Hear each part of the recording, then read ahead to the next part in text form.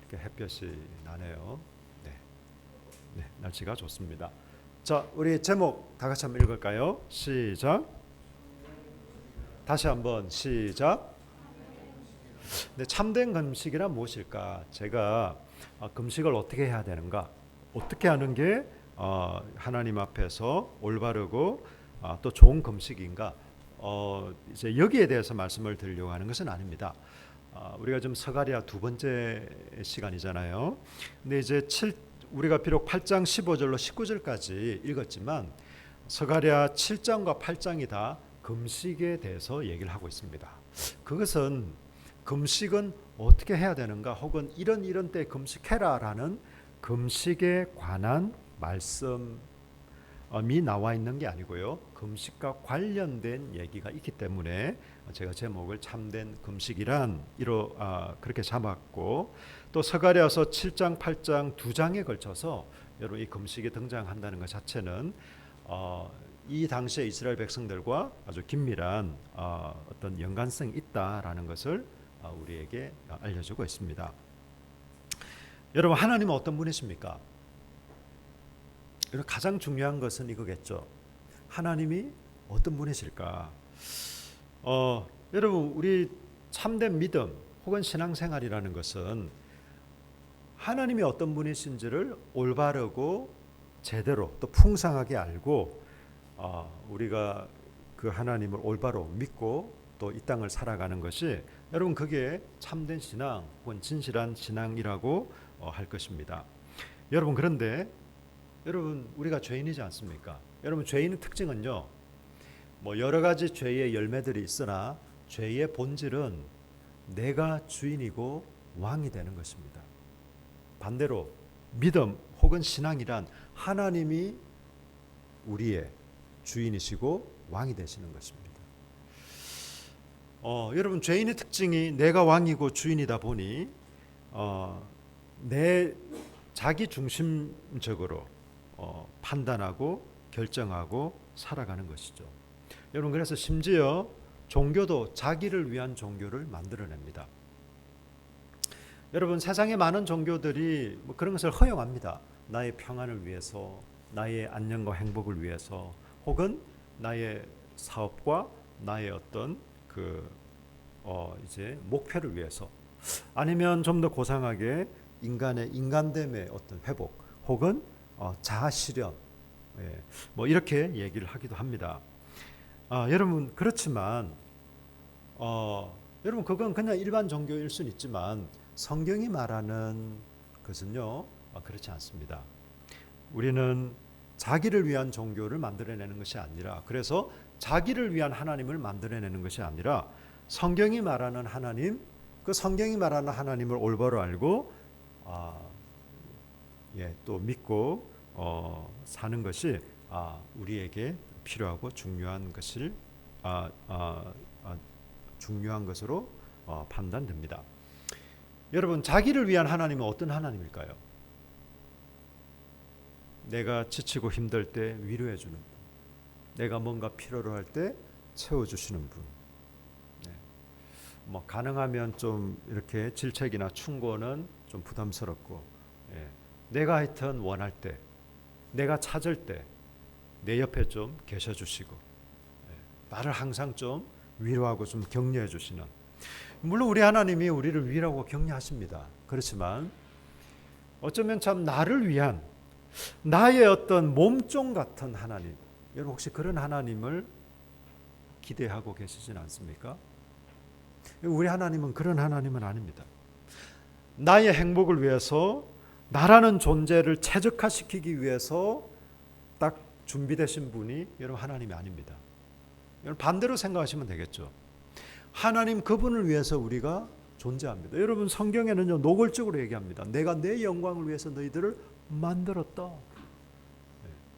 여러분, 저는 처음에 하나님 너무 노골적이시지 않나?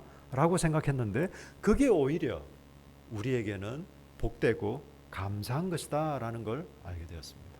하나님 당신의 영광을 위해서 우리를 창조하시고 우리를 이끄신다는 것 자체가 너무나 감사한 것이죠.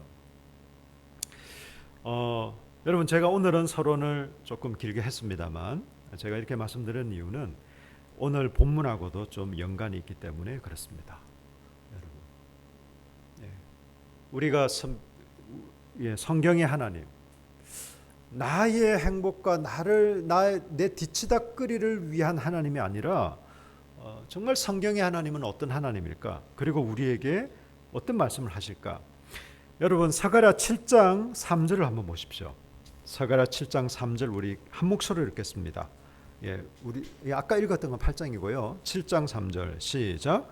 만군의 여호와의 전에 있는 제사장들과 선지자들에게 물어 이르되 내가 여러 해 동안 행한 대로 5월 중에 울며 건신하리까 하매.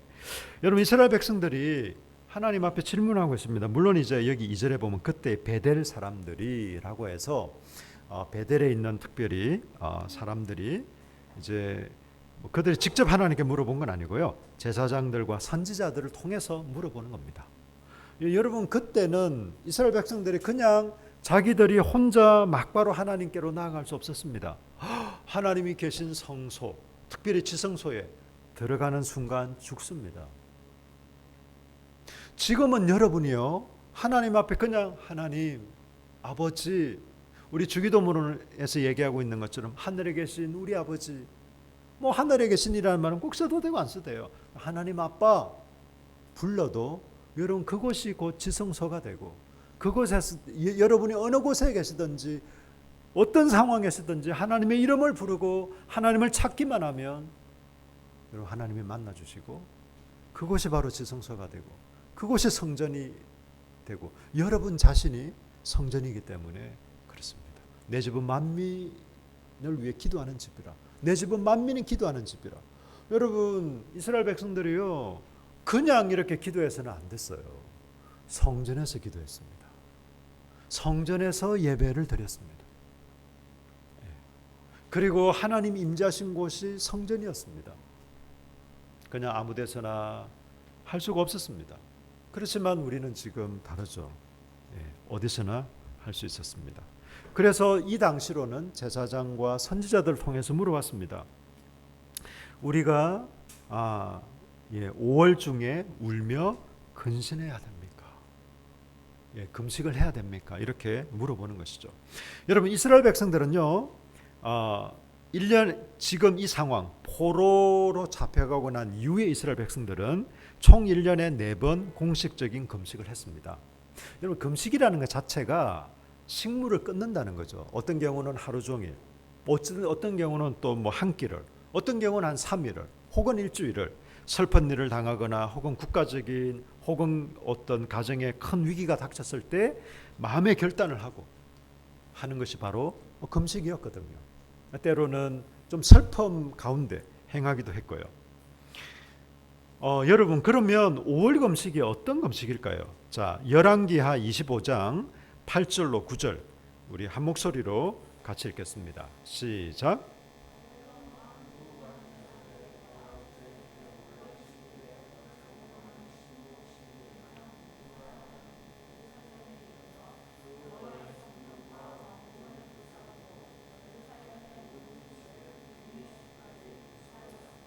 네, 남유다가 바벨론에 의해서 멸망당했잖아요.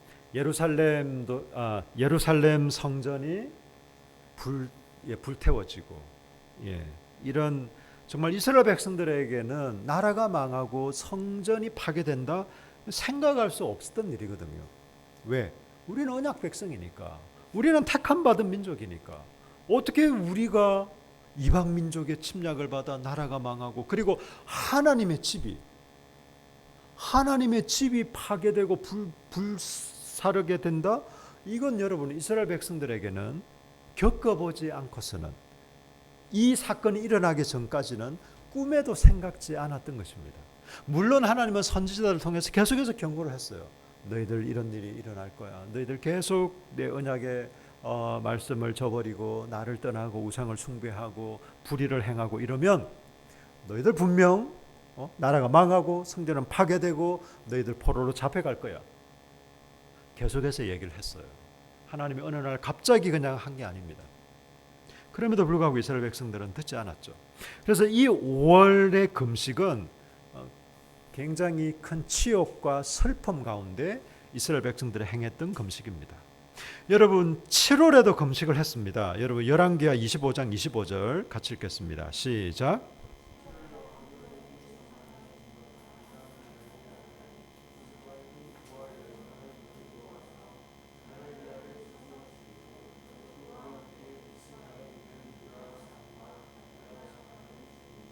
네. 여러분 그달리아라고 이분은 그달리아는 그 유다 총독이었는데 굉장히 훌륭한 또 뭔가 신앙으로 개혁하고 막 이렇게 하는 총독이었거든요. 이 사람이 죽었습니다. 피살된 거죠. 또 이것을 슬퍼하고 애통하며 했던 금식이 7월 금식이고요. 4월 금식이 있습니다. 제가 성경 구절을 읽지 않겠습니다. 예레미야 39장 2절에 보면 성벽이 무너집니다. 예루살렘 성벽이 무너지는 것을 애통해하며 금식한 게 4월 금식이고요. 10월 금식은 열왕기하 25장 1, 2절 또 예레미야 39장 1절에 보면 예루살렘 성의 포위가 시작된 것을 애도하는 것이 10월 금식이었습니다. 여러분 이것은 여기 우리 방금 읽은 데도 있었죠. 8장 19절에 보시면요. 19절에 만군의 여호와가 이같이 말하노라 넷째 달의 금식과 다섯째 달의 금식과 일곱째 달의 금식과 열째 달의 금식이 나와 있잖아요. 이 네 번의 금식을 특별히 포로 남유다가 멸망하고 성전에 파괴된 이후에 이스라엘 백성들이 어떤 지켜왔던 금식이었습니다. 이 베델 사람들이 왜 이런 질문을 할까요? 제사장들과 선지자들을 통해서 하나님께 우리가 이 여러 해 동안 행한 대로 5월 이 금식을 울며 우리가 해야 됩니까? 라고 질문합니다. 여러분 왜 이런 질문을 했을까요? 지금은 성전 짓고 있는 중이거든요. 지금 이 본문이요 어느 정도 시점이냐면 BC 520년에 성전 재건을 시작했습니다. 언제 완공이 될까요? BC 516년 4년 걸렸거든요. BC 516년 12월 3일 날 성전이 재건되었습니다. 이것을 스룹바벨 성전이라고도 하고 또 무슨 성전이라고도 했죠? 제2성전. 마치 그냥 처음 듣는 것처럼 뭐 이런 반응을 보이시네요. 자, 제2성전 혹은 무슨 성전요? 스룹바벨 성전. 이 BC 516년에 지어졌는데 지금 이 말씀은 한 BC 518년 그러니까 그 한 중간쯤에 지금 말씀이라고 보시면 되겠습니다. 한참 성전을 재건하고 있는 중입니다. 그런 중에 우리가 5월 성전이 파괴된 것을 우리가 슬퍼하며 금식해왔는데 지금은 다시 성전이 지어지고 있으니 우리가 굳이 이렇게 뭐 애통해하며 금식을 할 필요가 있을까? 라고 묻고 있는 겁니다. 이 질문에 대해서 하나님은 7장 4절에 보십시오. 이렇게 말씀하고 있습니다. 만군의 여호와 말씀이 내게 임하여 이르시되 스가랴를 통해서 말씀하시는 거죠. 온 땅의 백성과 제사장들에게 이르라 너희가 70년 동안 다섯째 달과 일곱째 달에 금식하고 애통하였거니와 그 금식이 나를 위하여 한 것이냐. 여기 우리 한글 성경에는 나를 위하여가 2번 반복되는데 이게 원어로는요. 이게 1인칭 대명사입니다. 아니라는 히브리어 1인칭 대명사. 네, 이게 강조형입니다. 강조. 정말 너희가 나를 위해 했냐? 이겁니다. 뭐 그래서 이제 이걸 2번 뭐 반복을 이렇게 번역해 놓은 것도 뭐 전혀 틀린 번역은 아닙니다. 어쨌든 강조를 한다는 거죠. 반복은. 이 자체가 강조형의 의미로 사용된 건 맞습니다. 하나님께서 묻고 있는 것이에요. 너희들이 한 금식이 정말 나를 위해 한 것이 맞느냐라고 묻고 있습니다.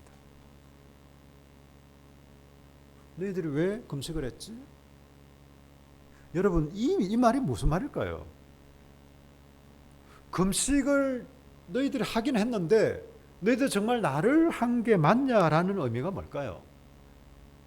이거 어떤 동기를 하나님께서 물어보시는 걸까요? 너 정말 나를 위해 한 게 맞아? 혹시 너희들을 위해서 한 거 아니야? 혹은 뭐 다른 어떤 불순한 의도가 있었던 거 아니야? 여러분 이런 동기에 대한 질문일까요? 아니면 또 다른 그 무엇이 있을까요? 지금 하나님 이스라엘 백성들한테 정말 이게 나를 위한 게 맞냐라고 물어보시는 것은요, 너희들의 금식이 합당하지 않았다라는 뜻입니다. 너희들이 정말 올바르게 합당하게 금식한 게 아니다라는 겁니다. 여러분, 마치 이것은요, 이런 것 같습니다. 여러분, 우리가 복음을 전하는 게 너무 중요한 일이죠. 여러분, 그렇지 않습니까? 저만 그런가요? 여러분, 복음을 전하는 게 중요한 게 맞습니까? 아멘이십니까? 아멘입니다, 여러분. 여러분, 복음을 전하지 않는 교회는요, 심하게 말하면 교회가 아닙니다. 개인에게 적용해 볼까요? 제가 전도에 부담을 드리려고 하는 게 아니라 복음을 전하지 않는 성도는 제대로 된 성도가 아닙니다. 여러분, 복음은 전하지 않을 수가 없어요. 여러분, 우리가 맛집 하나 가도요, 친구들한테 입이 건질거려서 이 집 너무 맛있어. 영화 한 편 정말 재밌는 영화를 봐도요, 그냥 그럼 정말 우리의 삶과 인생 전부를 뒤바꿀 수 있는, 우리 인생의 가장 귀중한 게 정말 복음이고 예수 그리스도라면 그분을 만나지 않는다? 둘 중 하나겠죠. 그분을 부끄러워하거나 아니면 제대로 알지 못하거나. 여러분, 마치 이런 것과 같습니다. 복음 전하는 게 너무 중요하다고 해서 한 사람을 불러요. 그리고 감금해. 그리고 칼로, 흉기로 위협해. 너 예수 믿을래 안 믿을래? 여러분, 그렇게 하면 안 되는 거잖아요. 인격적인 우리 하나님께서 복음 전파도 굉장히 인격적으로 하는 거 알고 계시죠? 여러분, 그래서 우리는 복음을 전할 때 최소 5주 내지 6주의 최소한의 그 과정을 거칩니다. 여러분, 우리는요, 세례를 받는데 꼭 어느 주차를 채웠기 때문에 세례를 주는 건 아닙니다. 거기에 합당한 반응과 합당한 과정이 있기 때문에 세례를 주지만 우리 교회 세례 과정은요, 최소 16주가 걸립니다. 여러분, 이렇게 왜 할까요? 여러분, 우리가요, 여러분 집에 TV 하나를 살 때, 여러분 신발 한 컬리를 살 때 10분 만에 삽니까? 저는 우리 애들하고 한 번씩 가면요, 그냥 피곤함을 느낄 때가 많습니다. 이거 신어보고 이거 해보고 이거 마음에 안 들어요. 여러분, 그런데 여러분, 제가 사형리를 폄하하는 내용은 결코 아니고 어떤 방식을 얘기하는 거예요. 지나간 사람 붙잡아 놓고 10분 동안 사형리 딱 얘기하고 예수님 영접하시겠습니까? 여러분, 예수를 영접한다는 것은, 복음을 받아들인다는 것은 자기 인생을 결정하는 거예요. 자기 인생의 방향을 완전히 턴하는 겁니다. 여러분, 그게 신발 한 켤레 사는 것보다 더 간단할 수 있을까요? 여러분, 이게 정말 가능할까요? 물론 이런 경우는 있겠죠. 임종을 앞둔 분 내지는 그냥 특수한 상황이 처해졌을 때 5분 10분 만에도 복음 전할 수 있습니다. 그럴 때는 당연히 그렇게 해야죠. 그렇지만 우리가 일반적으로 복음을 전할 때 10분 복음 설명해 놓고 당신 예스야 노야 라고 들이민다는 것은요, 제가 생각할 땐 그렇게 인격적인 게 아니에요. 저는 그렇게 하고 싶지 않습니다. 저도 우리 함께하는 교회는요, 최소한의 5, 6주의 과정을 거치면서 예수 그리스도를 소개하고, 우리 인간이 어떤 존재인지, 왜 예수 그리스도가 필요한지, 하나님이 어떤 분이신지, 구원이 뭔지, 이런 부분들을 그것도 사실 충분하진 않지만, 그러나 어떤 성경 진리를 따라 최소한의 그 과정을 거치면서 이제 결단을 요청하는 거죠. 이 예수 그리스도를 당신의 주인으로, 왕으로 모셔드리겠습니까? 라고 묻는 것입니다. 여러분, 이스라엘 백성들이 이 당시에 했던 금식은 하나님의 뜻에 합당하지 않았습니다. 여러분, 그렇다면 하나님이 원하는 금식은 어떤 금식입니까? 7장 9절로 10절 한번 보겠습니다. 우리 7장 9절은 형제님들이, 10절은 자매님들이 한번 읽어주십시오. 7장 서가랴 9절 10절. 자, 9절부터 시작.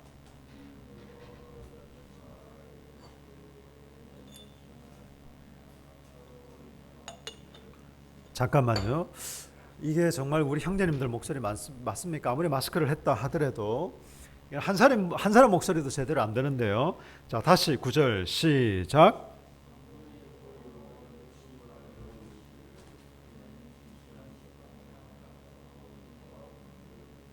10절 시작.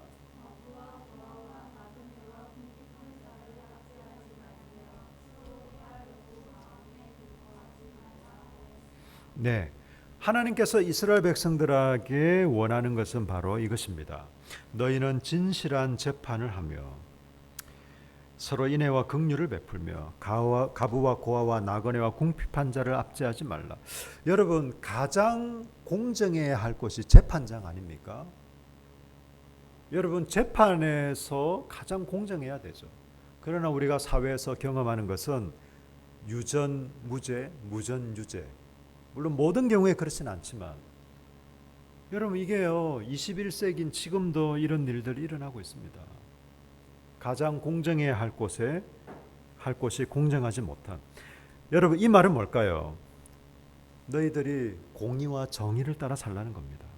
여러분, 10절에 가부와 고아와 나그네와 궁핍한 자를 압제하지 말라. 여러분, 그 당시에 가장 사회 취약 계층을 한마디로 얘기하면 가부와 고아였습니다. 여러분, 지금은 고아원이라도 있죠. 이 당시에 고아원이 있었을까요? 고아라는 것은요, 그냥 조금 불우한 생활 이 정도가 아니라 생존 자체가 굉장히 힘들었어요. 고아가. 여러분, 고아원이 중세시대에 만들어진 거 아세요? 고아원이 왜 만들어졌는지 아세요? 자꾸 이 설교가 좀 역길로 나가긴. 그냥 넘어가겠습니다. 중세시대 때 만들어진 게 고아원입니다. 그런데 이 시대에, 이 구약의 시대에 어떻게 고아원이 있겠습니까? 가장 연약한 자, 아니 생존 자체가 위협받는 계층이 바로 고아였고요. 과부. 그 당시는요, 여자 이름으로 집도 살 수 없었어요. 결혼하기 전에는 아버지, 결혼하고 나서는 남편. 만약에 가부가 되었으면요, 아들 명의로만 할 수 있습니다. 이게 여러분 그 당시 고대 근동, 특히 이스라엘 사회에서는 그랬어요. 가부와 고아라는 그런 사람들입니다. 가난한 사람들. 여러분, 지금도 그렇지만 그때는 더 그랬겠죠. 가난한 사람들에게는요, 권리나 여러분 존중이나 이런 게 힘들었습니다. 여러분, 우리 하나님의 별명이 뭔지 아세요? 잘 모르시나요? 교회 생활을 1년 이상 하신 분이 우리 하나님 별명 모르시면 안 되는데, 자, 따라합시다. 가부와 고아와 가난한 자의 하나님. 여러분, 이게 제가 지어낸 말이 아닙니다. 성경을 읽어보세요. 이스라엘 백성들에게 너희가 출애굽하지 않았냐? 그러니 너희도 이방 사람 이방인들과 나그네를 압제하지 말아라. 너희 처지를 생각해봐라. 굉장히 많이 나옵니다. 여러분, 하나님은요, 부자와 높은 권력과 지위에 있는 사람들의 하나님이 아닙니다. 그래서 어떤 신학자들은 이렇게 말합니다. 우리 하나님은 계층의 하나님이다 라고 얘기까지 하는데, 저는 거기에는 뭐 전적으로 동의가 되지 않지만 어쨌든 분명한 것은 우리 하나님은 가부와 고아와 가난한 자들의 하나님입니다.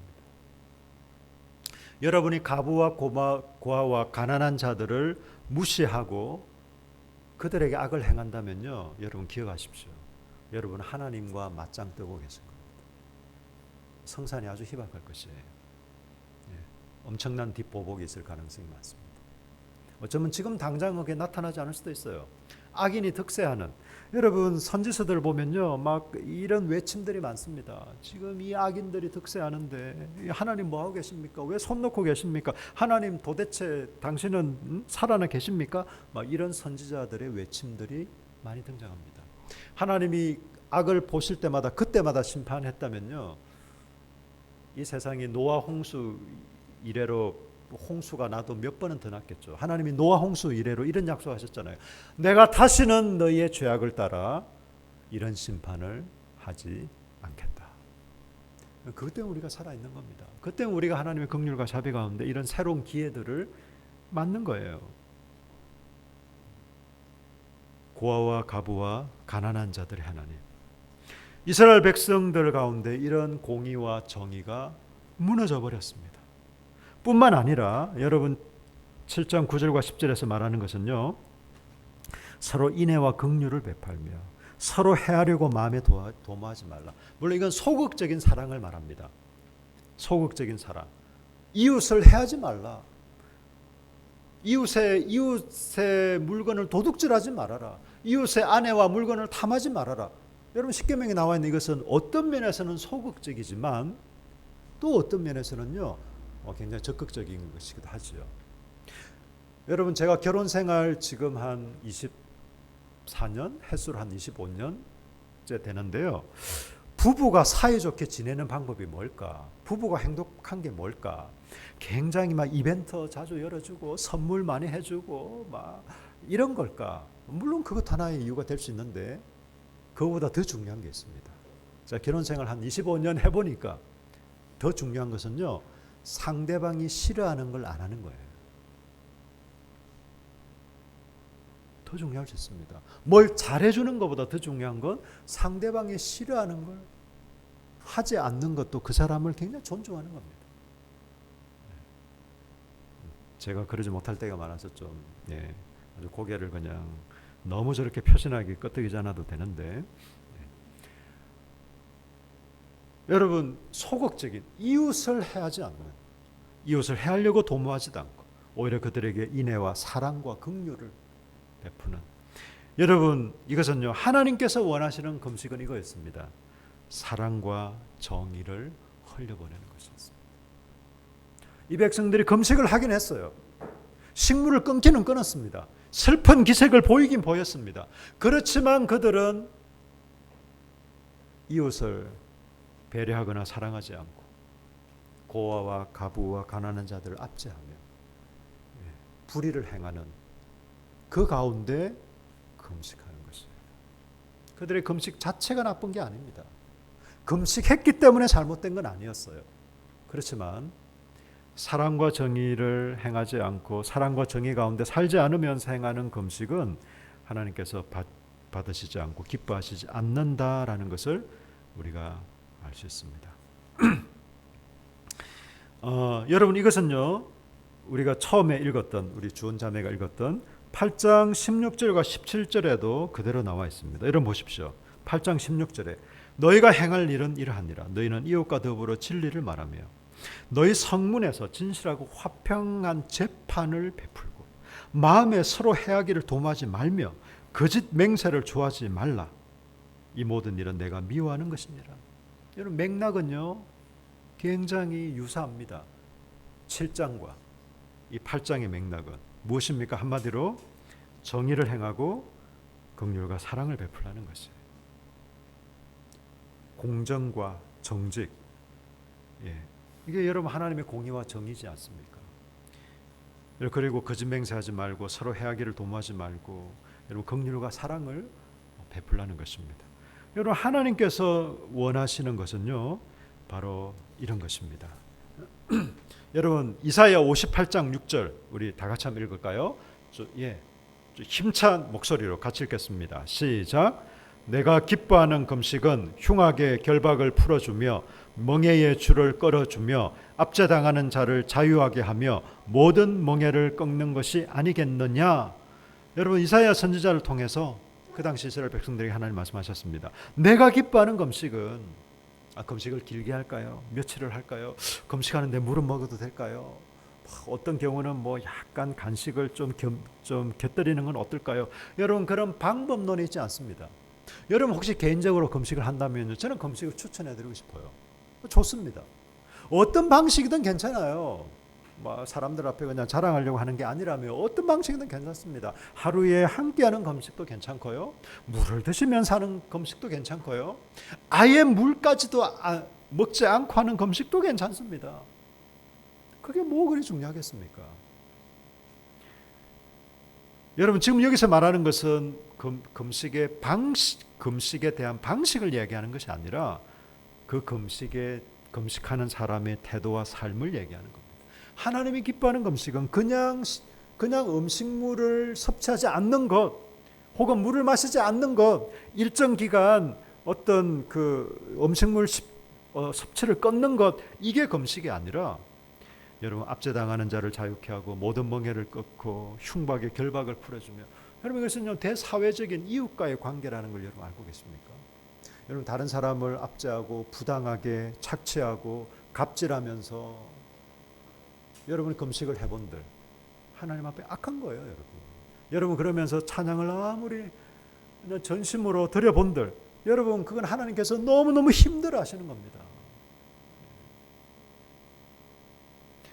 여러분 우리가 다음 주부터 이제 말라기 한 2주에 걸쳐서 살펴보겠지만, 하나님이 얼마나 힘들었으면, 예?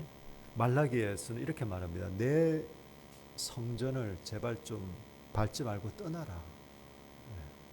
여러분 이런 생각해 보셨어요? 목사인 제가 우리 교회 나오는 성도님한테 제발 교회 좀 오지 말아주세요. 글쎄요, 그런 목사님이 계실까요? 특히 이런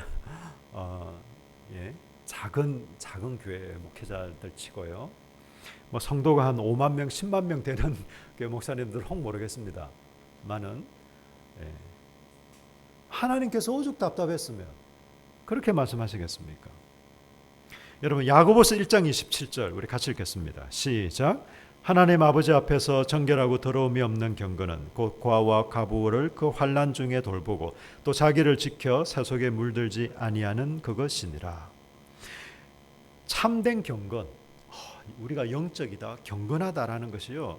여러분 제가 말을 할 때 여러분 반가워요, 여러분 이런 말투일까요? 아니면 늘 그냥 성경책을 옆에다 다 끼고 다니는 이런 걸까요? 하나님께서 말씀하시는 경건은요, 가부와 고아를 돌보는 겁니다,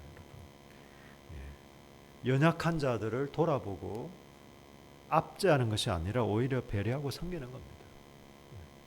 그리고 이 자기를 지켜 이 세상의 가치와 세상의 문화와 세상의 그 추구하는 것을 따라 살지 않고 하나님을 따라 살아가는 이것이 바로 참된 경건입니다.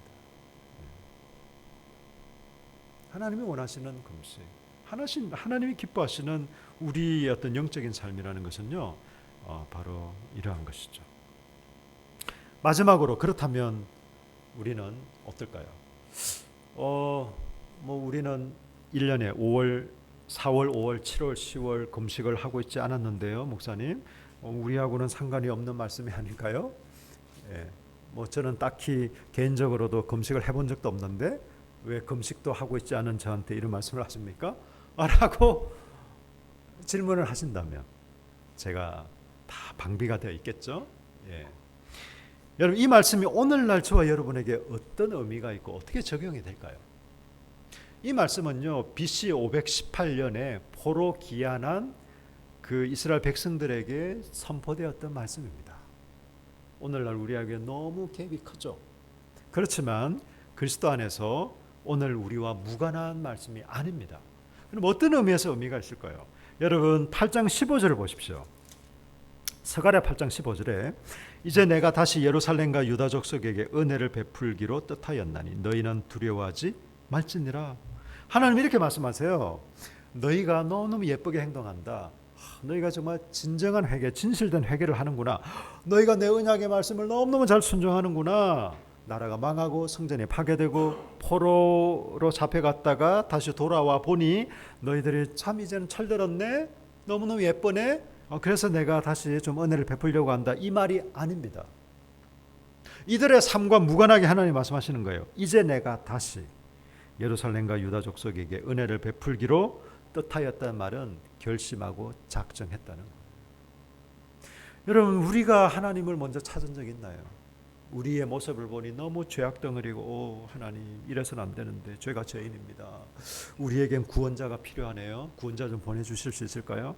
여러분 이런 인간이 없어요. 여러분 하나님 그분이 우리가 하나님과 원수되었고 우리는 죽을 수밖에 없는 영원한 비참함과 고통에 처한 우리를 위해 하나님 그분이 먼저 사랑하기로 결정하시고 이 죄인들을 찾아오기로 결정하시고 우리 죄인을 위해 예수 그리스도가 희생하시기로 죽으시기로 결정하신 겁니다.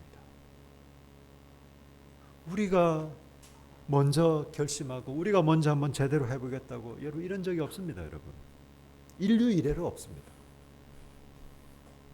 하나님이 먼저 시작하셨어요. 하나님 그분의 뜻 가운데 그렇게 하셨습니다. 마치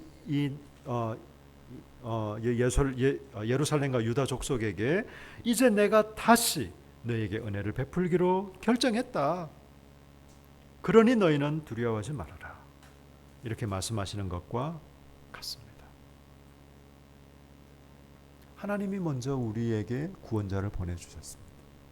그리고 우리를 그분에게로 초청하셨습니다. 여러분 적어도 그분께 응답한 분들 아닙니까? 저는 우리 김영식 선생님의 간증을 참 듣고 싶어요. 정말입니다. 정말 그 파급력은 놀라울 것 같아요. 우리 솔직 담백하신 분이라 뭐 대충 그냥 잘 정말 어떤 충분히 어떤 신앙을 갖지 않는데 그냥 목사님 얼굴 보기 그래서 뭐 이렇게 하시는 분 아니거든요. 정말 그 마음에 정말 이 믿음이 심겨지고 예수 그리스도가 심겨지면 누구 못지않게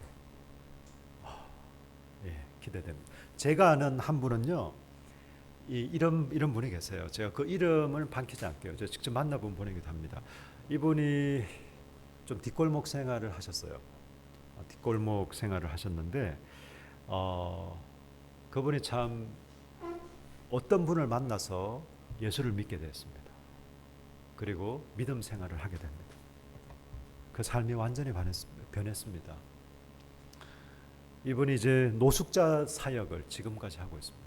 노숙자들을 찾아다니면서 처음에는 컵라면 자기 그 가방에 넣어가지고 컵라면 끓여주면 빵 찬대. 아니 내가 노숙자라고 나 놀리는 거야? 이 컵라면 따위로 말이야. 컵라면 그냥 자기 얼굴에 덮어 쓰기도 하고. 여러분 옛날엔 있을 수 없는 일이죠.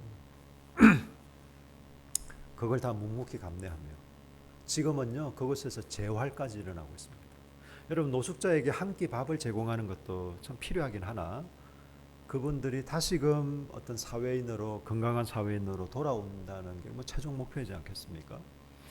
이제는 좌화를 하고 재활을 하고 자활을 하는 이런 그러면서 또 믿음을 갖게 되는 이런 역할을 하는 귀한 사역을 하고 계십니다. 그분이요 이렇게 말을 합니다. 저는 부끄러워서 인터뷰를 못 하겠어요. 왜 인터뷰를 안 하는지 아세요? 자기가 소시적에 건달 생활하면서 사람을 상하게 한 사람들이 굉장히 많대요. 지금 정상적인 생활을 하지 못하는 그런 사람들 앞에 자기가 나 예수 믿고 이렇게 변화되었습니다. 이렇게 하는 것 자체가 참 양심상 내가 묵묵하게 내가 지금 이 삶은 살지라도 내가 이렇게 의기양양하게 물론 뭐 자기가 자랑하기 위해 인터뷰를 하더라도 하는 건 아니겠지만 그분들 앞에 차마 그런 모습으로 보이는 건 합당하지 않다. 이래서 그런 이유로 인터뷰 여러 막 이렇게 인터뷰를 요청을 해도 하지 않는 분입니다. 여러분 그분에게도 예수 그리스도가 찾아오셨습니다. 제가 늘 지금 일주일에 한두 번씩 만나서 교제하는 목사님이 계세요. 물론 좀 운동으로 교제하는 분입니다. 그분이 자기 교회 세 가족이 오셨는데 양아치와 건달은 차이가 있다고 그럽니다. 우리는 보통 조폭이라 그러는데 자기들은 건달이라고 한대요. 그 건달 세계에 있던 분이 왔습니다. 이분이 건달 세계에 있을 때는 하루에 1,000만 원 벌었대요. 근데 지금은 땀 흘려 일하며 적은 돈을 받습니다. 그래도 자기는 그게 기쁘대요. 네. 그러면서 이 목사님한테 재밌는 말도 합니다. 아주 초신자긴 하지만 분명한 믿음을 갖게 됐는데요. 자기들은 의리가 굉장히 중요하대요. 한두 살 정도만 높아도 그냥 깍듯하게 형님이고 한 5살 이상 차이 나면 잘 대화도 하지 않는답니다. 그 큰형님들에 속하는 쪽은. 그래서 딱 자기가 하는 말이 목사님을 이제 큰형님으로 모시겠습니다. 이렇게 기뻐해야 되나 뭐 슬퍼해야 되나 막 예, 그런 얘기를 하시더라고요. 예. 여러분 정말 그분에게도 예수 그리스도가 찾아오셨습니다. 여러분 쉽지 않습니다. 여러분 하루 1,000,000원 버는 사람이요, 한 달 하루에 한 8시간 10시간씩 일해서 한 200만 원 안팎의 이 돈을 버는 것은요, 여러분 그렇게 말처럼 간단하고 쉬운 일은 아닙니다.